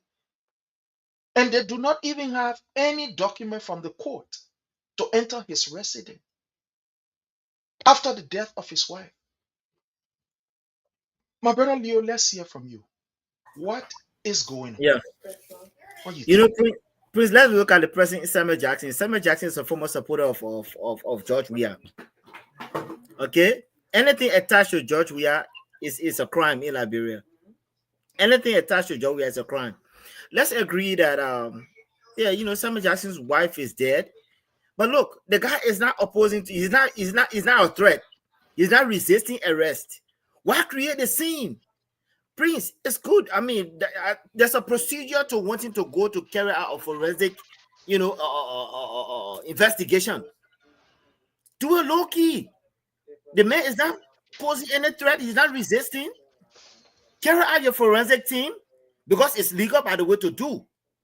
Because in a case like this, when a spouse is dead, the first suspect is the people within the house, and this most time is the husband or the wife. You understand? It's done. But why create the chaos, Gregor? Come on. You saw the police guys with the guns drawn, ready to, as if they were getting ready to go to Foya, right? At least if I were to see that kind of scene in Foya, I would say, yeah, my guys are ready. But not to a 72-year-old, 73-year-old man who is posing no threat. Whether he is guilty of the crime or not, he's not running away. What is Gregor Como? What is his messaging? Eh? What is the message that Gregor Como is trying to post? That, oh yeah, now we're not find him. But guess what? Waka was long been trying to get us Sam Jackson. For the record, long time ago. And Sam Jackson was just on spawn there for yesterday saying something. If they want, they can't catch me, then they can't catch me. Sometimes, man, I don't know. Some of the things that we say, you know, it's legal to go and conduct a forensic investigation in this kind of case. But why create the kind of scene already? We know who Gregory, we know who Samuel Jackson is. So again, it doesn't make it here or there, but the optics, you know, the optics is just bad for AFA, just bad for Gregory Como. And again, like I said, anything that has George Weah name to it is a crime in this government. You know, I got a few people in my house here, so you know, I'll be running shortly. Yeah, but Prince, that's why it is, man. Thank you. Thank you. My brother, Frank, let's hear from you. Thank you so much, Brother Prince. So before I even dive into the situation, right? Did she die in a home? No, according to what I heard, according to what he said, Yeah. when he came, she was unconscious. Yeah. So he called people, you know, they took her to the hospital, and she was not still responding. They had to call, you know, some medical whatever, and I think they wanted to carry on some surgery and whatever. So according to him, he left her at home and went and conducted a radio interview. He went for a radio interview, but they were supposed to go for a wedding somewhere, and he was supposed to come back to pick up for them to go shopping. So it's upon that arrival back at home to presumably pick her up, which is around 10 a.m., for them to go shopping. Apparently, he came and met her body. Her head bruised up, laying in a pool of blood. So what he said he did, he went and called his security and all of that, and then, you know, and the ambulance and everybody came up there. So yeah, she was at the house. Okay. Now I want to get to a place. So I'm just using my experience with the United States here, right? Now, the first thing is established. Her body was in the house. Now, second, did forensic investigator announce that it was a crime scene, or CFR? Did they announce that it was a crime scene? Because somebody can die in a house. Just because they died in a house or they did not die in a hospital, is not still a crime scene until it is pronounced by the forensic or the CFR investigator that it is a crime scene. Then that means somebody was involved. There's a probability that somebody was involved based on evidence that is seen or some of the things that is seen there. Now, whosoever that came, they did say it was a crime scene. Because if it was never pronounced, those that came to secure the scene and to see the area, if they never pronounced that it was a crime scene, what was police doing there? Were the police there to protect the man home? Because maybe his wife died, he's going to be frustrated. Maybe he will not, his mom may not permit him to sleep in the house because his wife membering a thing, and he will not make it, and then he have to sleep out. Then police have to come based on his personality in society. Then police have to come maybe and guard the property. Was that the case? No, that wasn't the case, because from the look of things, this guy was not aware that the security did not communicate with, or Gregory Como did not communicate with him as to, look, listen, you know what? We need to come to secure your home or your property because we feel that you have lost your wife, and because you are grieving, you may not sleep home, you might have to go to family place to sleep there, and those things to consult you. So we have to come and protect your property and secure your property. I don't think that was the case. Now, if the forensic investigator came and they never said it was a crime scene, or if nobody came to pronounce that it was a crime scene, what was police doing there? Who sent them there? Why would Gregor Como just wake up and use Liberian taxpayer money foolishly and send security people all around there? For what reason? Was it announced that it was a crime scene? I don't think so, because we have not yet gotten any information like that, that it was a crime scene. It was announced that it was a crime scene. Because even here, police come, if they call 911 for battery and whatsoever in the house, and police come, the police have to first investigate. And then if the police see that, bullet was shot, person was leaking blood, gunshot wound, or this, or they check the net and they see some mark and thing. Now, police have to call and say, you know what? We need forensic investigator here, because what we see here, it might look like foul play. And then those people have to come and then see the crime scene. If they say there was a foul play, then now the police can go and say crime scene. But if there was no foul play, natural death, it is not a crime scene. So that means police shouldn't have been there in the first place.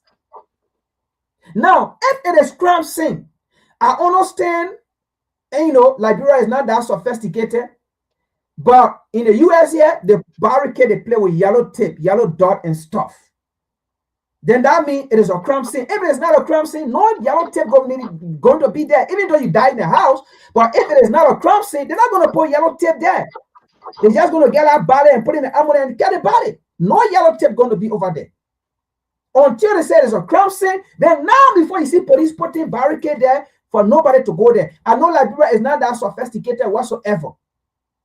All right. So if they say it was a crime scene, then maybe police have to go there. But even as that, you still have to be in communication with the bereaved and say, look, listen, we have to do this whatsoever and thing. Then to come there acting that, going on a war front. Meanwhile, somebody came from your border and cross your border with bullet like that, and your security were not there, nothing, and they came, they kill you, they shoot your people, and you were not there to even protect your people. But somebody who is grieving, you went to their house, and then you standing there like you are going to meet Boko Haram or some kind of Al Qaeda and ready to shoot your BZT or your Moa, which was wrong. And you have to discuss it because, when you want to say this, say, oh, it's politics, it's this, the police had it right because there was investigation going on. No, that's not how you do investigation. First of all, this man is not an enemy to you, police.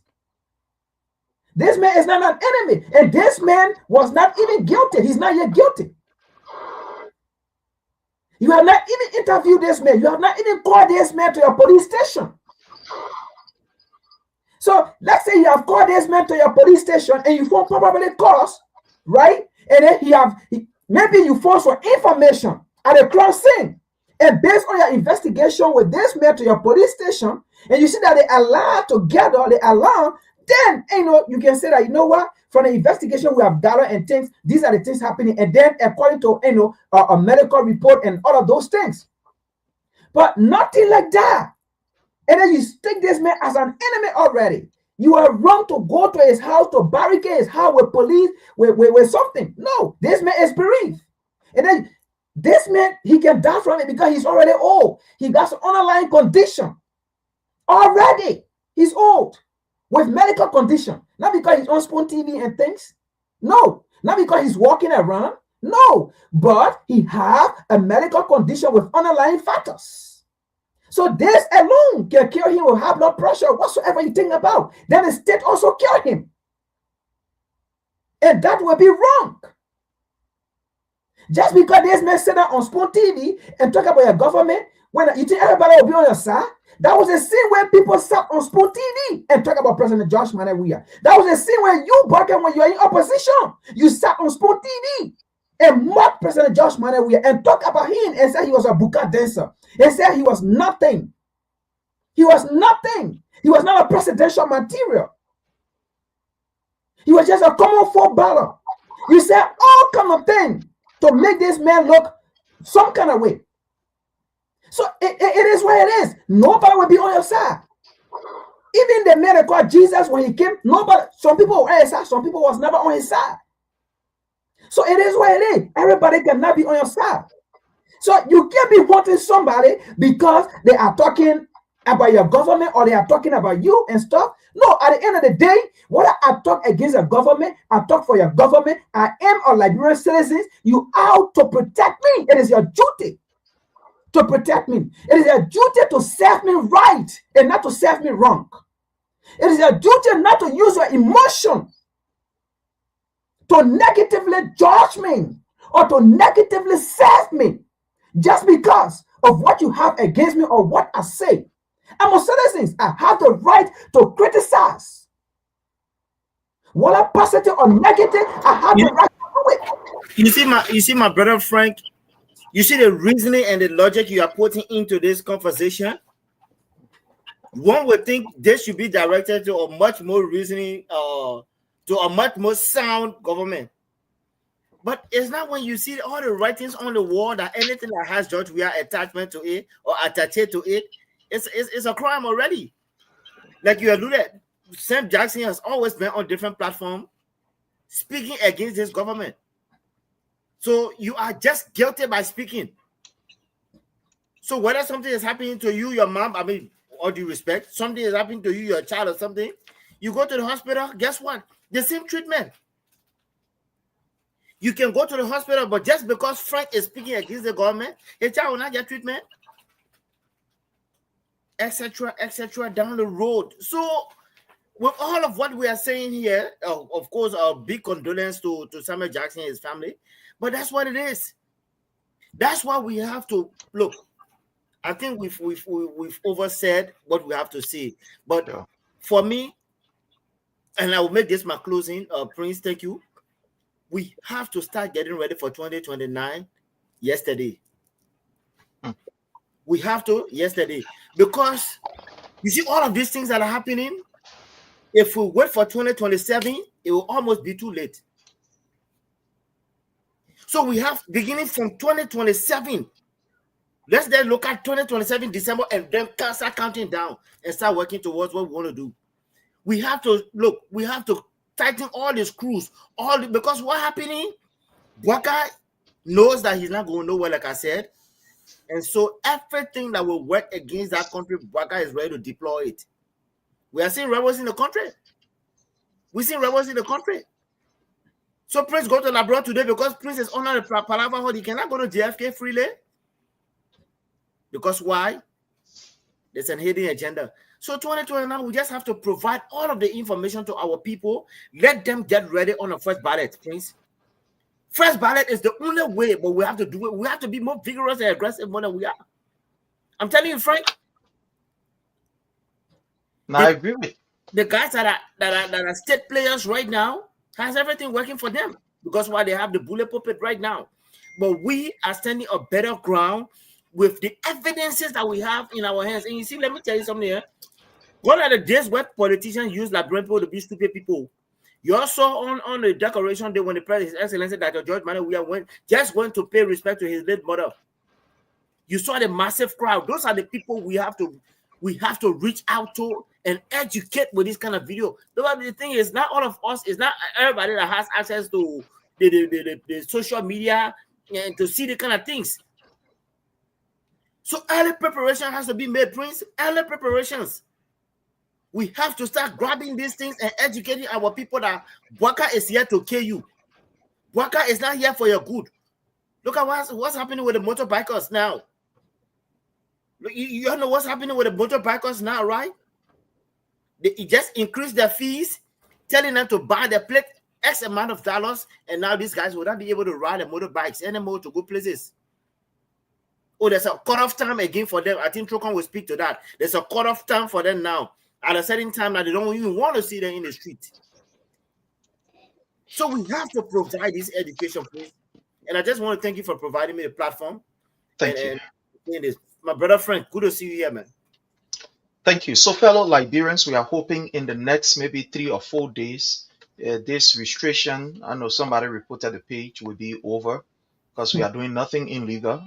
It will be over from what I'm looking at. Facebook said they are investigating. So it's going to take somewhere around 3 to 4 days or so, and we'll be live. But for now, those of you following us on YouTube, I want to say thanks to all of you.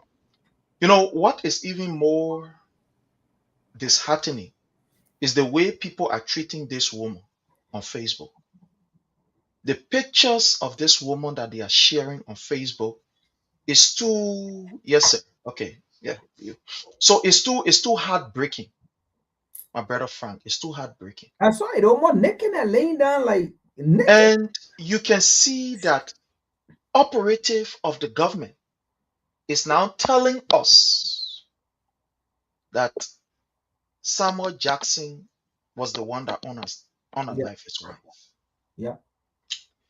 These were the same people when Councillor Gloria Mususka told us she saw a robber, pepper spray the robber, and that robber disappeared. When the government went there to get her for questioning, these were the people that condemned the CDC-led government and said all manner of things. The woman who was in a house, saw the person, allegedly, saw this person who unalived her daughter, pepper sprayed the person. People came around the place, nobody could see that particular figure.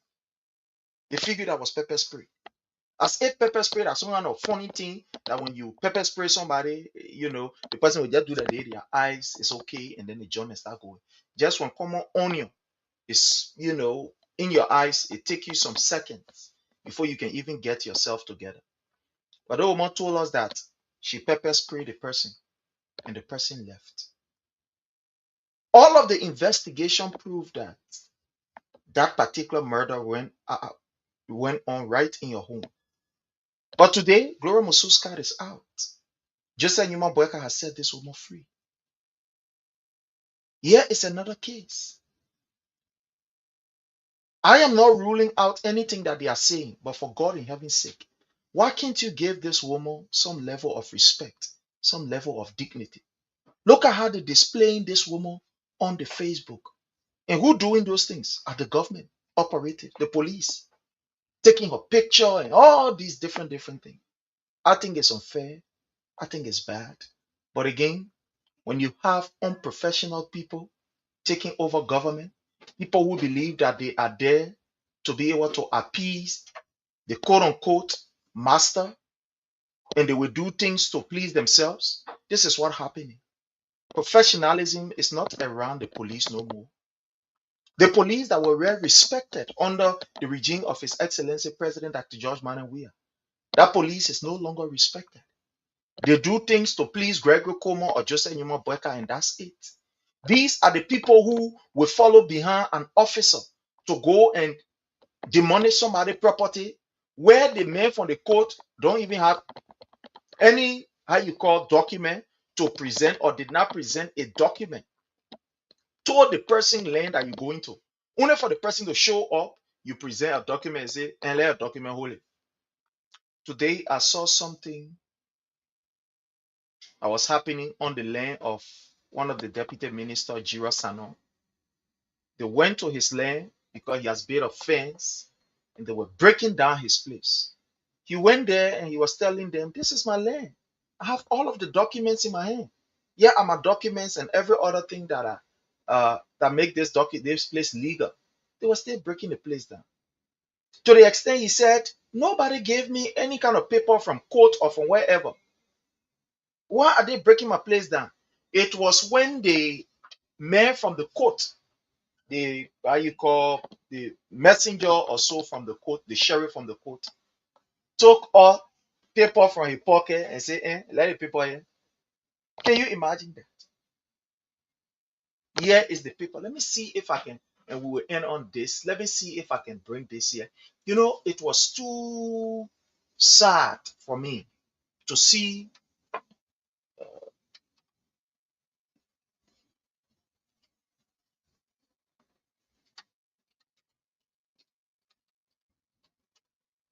Let me see if I can bring it here. I don't think so.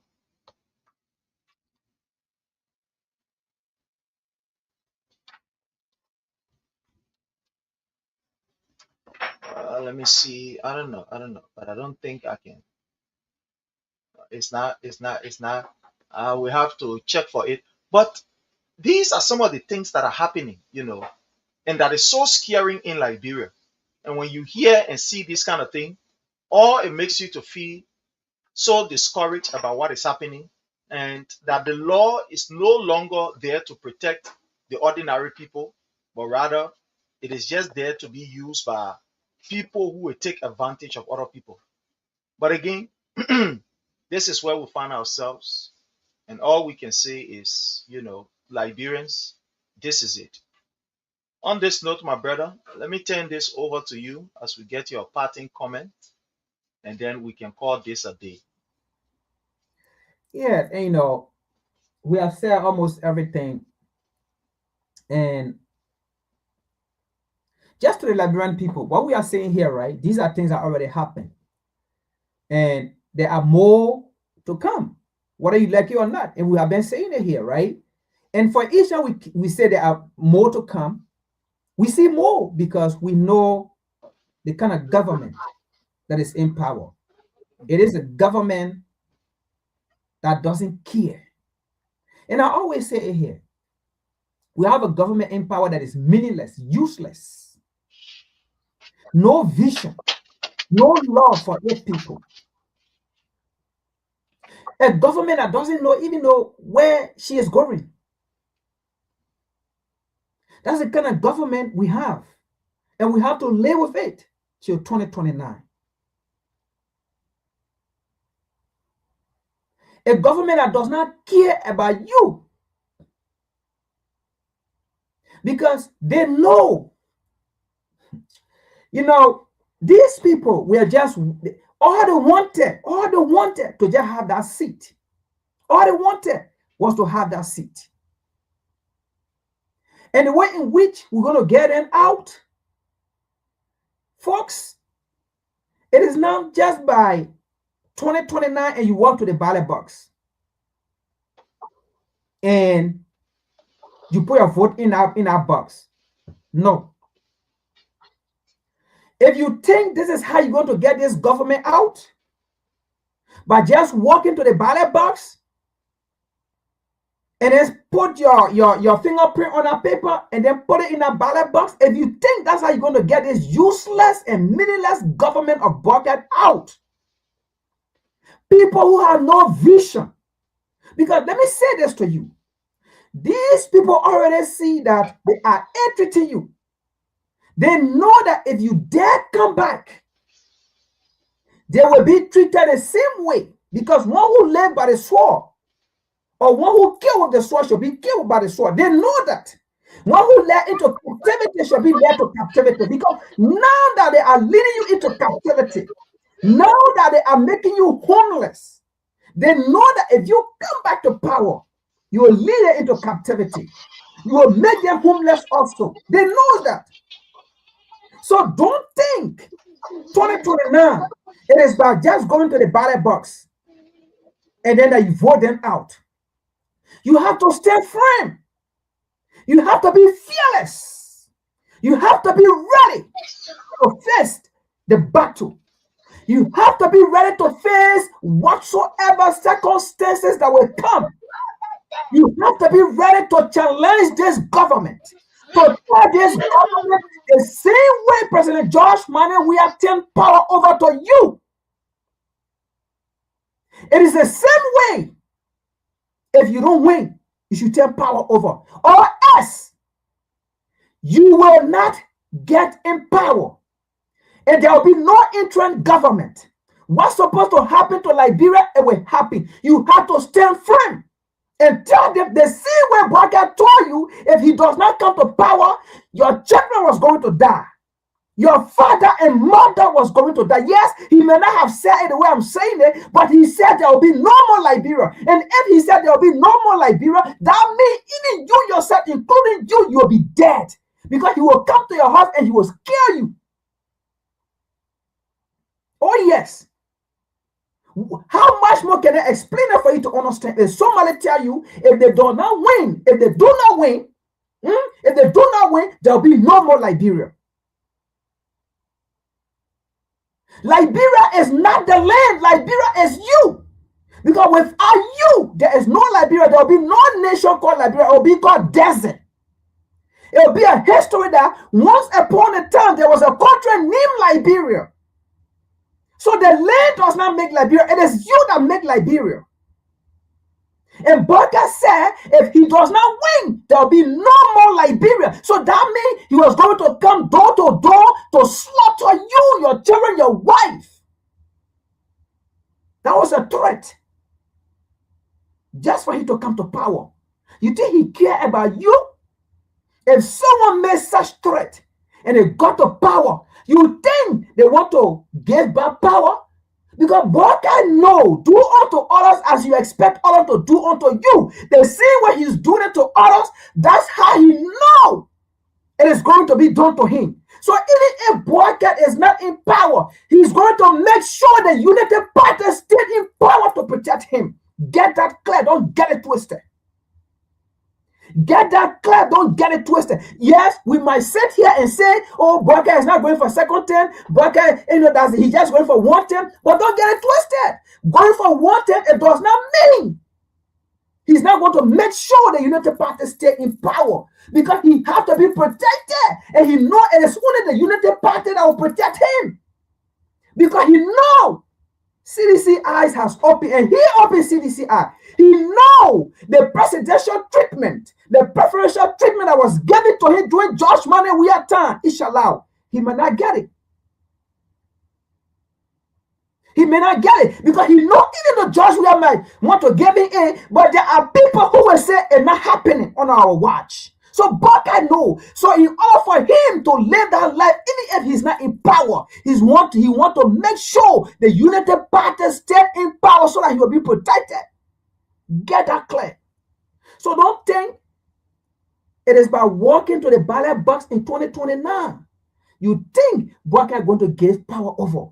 Because the truth is, it was not your vote that put Baka in power. It was fear that you got afraid that put Baka in power. It was threat that he threatened your life, that if you don't put him in power, or if he don't win, if George Manneh, and that's why George Manneh gave out the presidency, because he did not want you to die. Because by this time, most of you could have been on 6 feet. If Weah was not going to give power over to Baka was going to slaughter people. That's why he said there will be no more Liberia. Blood was going to flow like river. You know he was a chairman for the local defense force, so he does not care. Blood was going to flow like river. So don't get it twisted. We have to be vigilant. We have to be aware. And we have to send signal to Baka. I rest my case.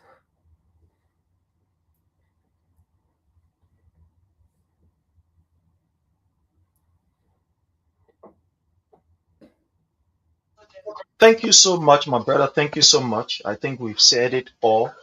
It's just unfortunate that our country is taking this route. But again, all we can do is to continue to educate our people and give them the information as it is.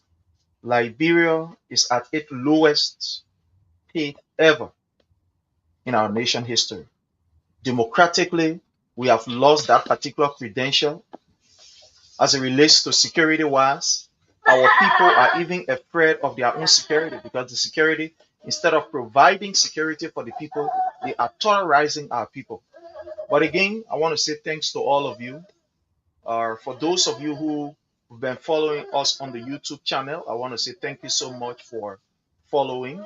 Again, we hope to be here tomorrow. Our page was reported, so for some reason we are kind of like restricted, but I'm very sure within few days from now we'll be able to get everything settled. But thank you so much, my brother Frank, and our deepest condolences to Ambassador D. Maxwell Kimaya for the loss of his mother, and also to Samuel Jackson, who lost his beloved wife, and all of you who are bereaved and going through these times. You have our prayers, and we pray that the Almighty will console and be able to comfort you in this time of bereavement. But until we meet again another day, I want to say thank you, love you all, and bow from our end. Bye, my brother Frank. We want to encourage those who want to remain corrupt and steal money, that I beg them. The money should be used to bless our people. Thank you, and God bless.